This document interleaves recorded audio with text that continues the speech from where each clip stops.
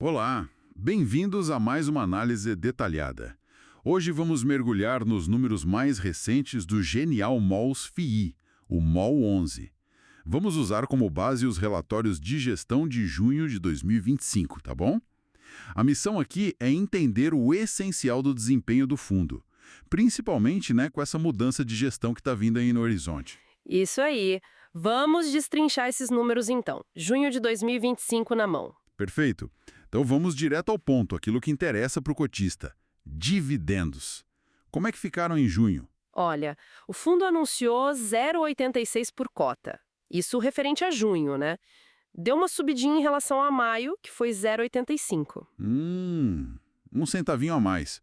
E como isso impacta o dividend yield? Então, o DY anualizado, se a gente pegar a cota de mercado de junho, ficou em 10,17%. Um pouquinho acima, né, dos 10,11% de maio. Continua um patamar interessante para quem busca renda, sem dúvida. Legal. E falando em cota de mercado, como é que está aquela relação preço sobre valor patrimonial, o famoso PVP? Bom, a cota de mercado fechou junho ali em R$ 101,49. Já a cota patrimonial, R$ 121,22.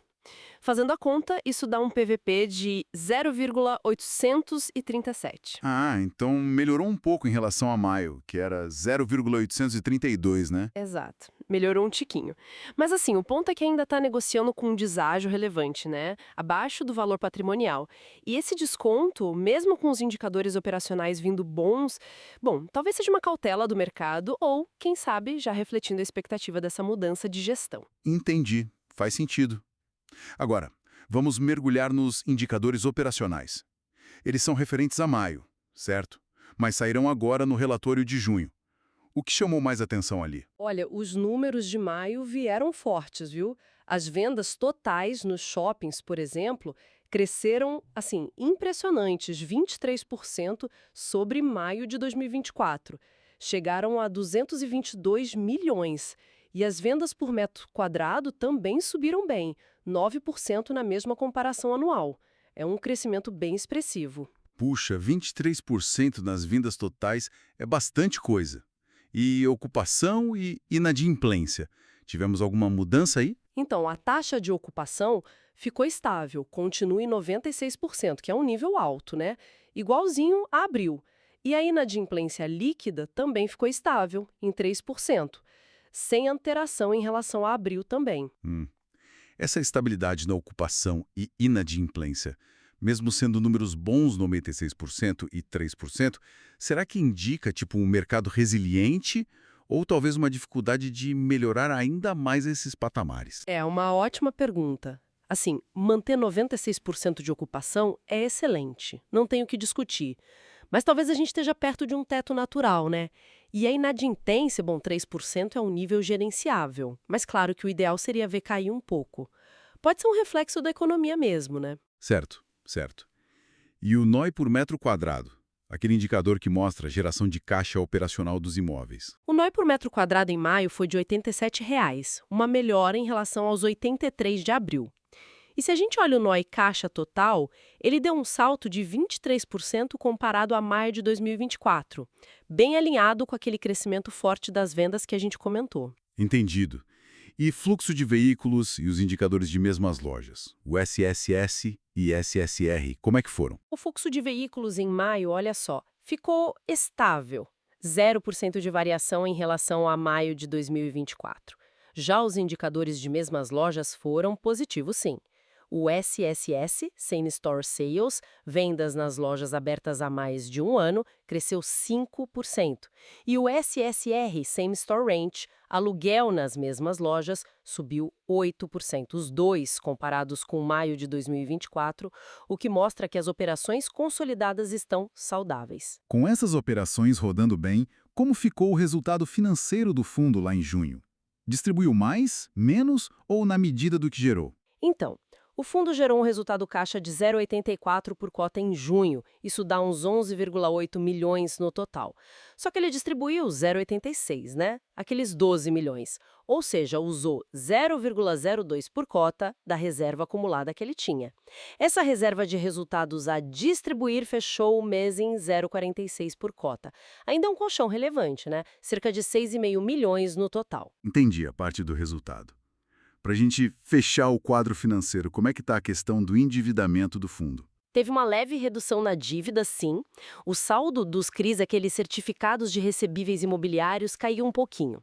Foi de 169 milhões em maio para 166 milhões em junho. Isso representa mais ou menos 8,9% do valor total dos ativos do fundo. É um nível considerado baixo e um pouquinho menor que os 9,0% de maio. O patrimônio líquido ficou praticamente estável ali na casa de 1,694 bilhão. Ok. Então, para a gente organizar as ideias aqui, quais seriam os pontos-chave, assim, os positivos e os pontos de atenção desse relatório de junho? Vamos lá. Positivos.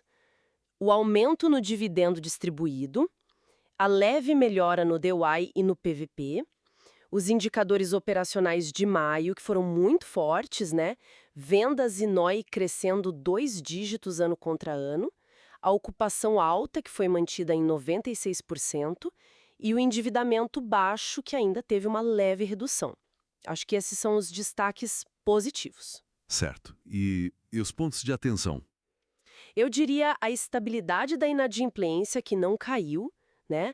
E o fluxo de veículos, que também ficou estável. São coisas para a gente acompanhar. E, claro, a distribuição um pouquinho acima do resultado gerado no mês.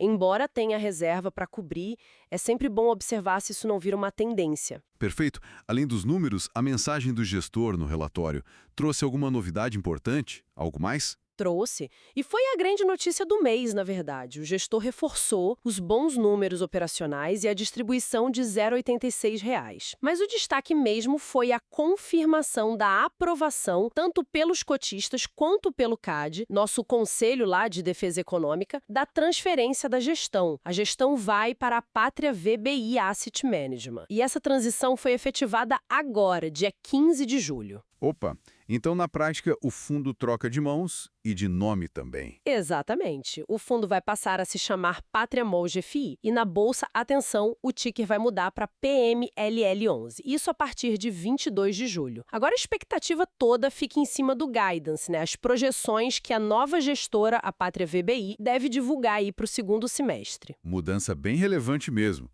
Teve mais algum dado de junho que vale a pena a gente mencionar aqui? Sim, 2 pontinhos rápidos. O número de cotistas continuou crescendo, passou de 129.500, isso é positivo. Por outro lado, a liquidez média diária na bolsa deu uma caída em junho, ficou em 2,3 milhões, sendo que em maio tinha sido 3,7 milhões, uma queda considerável na negociação diária. Muitos números, muitos detalhes e ainda essa mudança significativa na gestão. Uma análise densa, né? Mas crucial para quem acompanha o fundo de perto. Sem dúvida. E essa transição toda deixa a gente com uma reflexão importante para o futuro, né? Como é que a nova estratégia de gestão da Pátria VBI pode impactar não só os resultados financeiros, mas talvez até a composição do portfólio desse fundo, que agora é o PMLL11, isso nos próximos semestres. É o principal ponto para a gente monitorar daqui para frente, com certeza. Excelente ponto para a gente ficar de olho. Com isso, então, a gente encerra a nossa análise de hoje. Muito obrigado e até a próxima.